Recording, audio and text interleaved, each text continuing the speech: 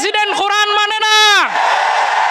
আমি বলি এই কথা বলার কারণে গ্রেফতার নয়, যে এই কথা মানবে না তার ঈমান থাকবে না।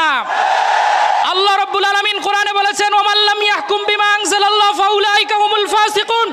যারা আল্লাহর আইন দ্বারা বিচার ফয়সালা করে না তারা হচ্ছে ফাসিক। ওয়ামাল্লাম ইয়াহকুম বিমা আনজালাল্লাহু ফাউলাইকা হুমুজ জালিমুন।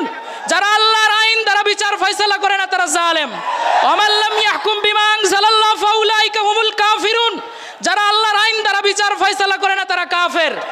সুতরাং আমরা মনে করি রফিকুল ইসলাম মাদানী ভাই যা বলেছেন তা এই দেশের 56,000 বর্গ মাইলের 17 কোটি মানুষের হৃদয়ের কথা বলেছেন।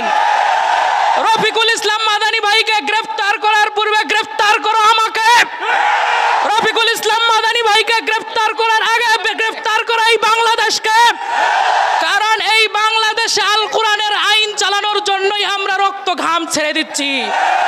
আল্লাহ রাব্বুল আলামিন আমাদের এই চেষ্টা প্রচেষ্টাকে কবুল করুক।